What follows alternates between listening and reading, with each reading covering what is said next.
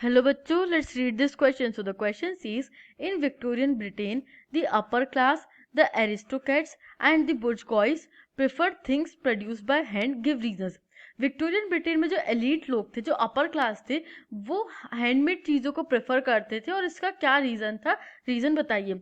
Let's see the key concept is abundance of hand labour. जब हम Victorian Britain की बात करते हैं तो हम देखते हैं कि बहुत ज़्यादा ह्यूमन लेबर अवेलेबल था मार्केट में, जिनका यूज करके इंडस्ट्रियलाइजेशन प्रोसेस वर्क कर रहा था. Let's see the answer. In Victorian Britain the upper class, the aristocrats and the bourgeois preferred things produced by hand.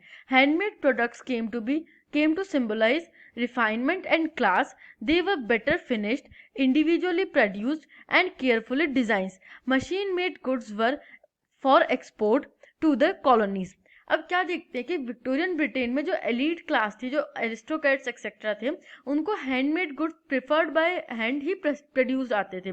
और ये जो हैंडमेड गुड्स थे, उनका सिंबल क्या होता था, वो सिंबलाइज करते थे रिफाइनमेंट और क्लास को. क्यों? क्योंकि जो हैंडमेड गुड्स थे वो यूनिकली बनाए जाते हैं, एक एक करके प्रोड्यूस किया जाएगा, तो वो बेटर फिनिश्ड होते थे, अच्छे तरीके से उसकी फिनिशिंग होती थी, वो इंडिविजुअली प्रोड्यूस होते थे, एक एक करके उन गुड्स को बनाया जाता था, एक साथ बहुत सारे गुड्स का प्रोडक्शन नहीं हो सकता था, और केयरफुली डिजाइंड होते थे.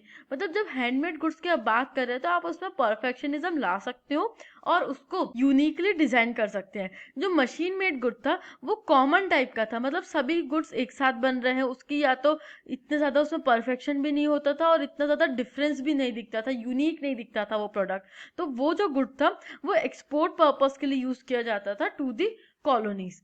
आई hope you understood this question. Thank you and best of luck.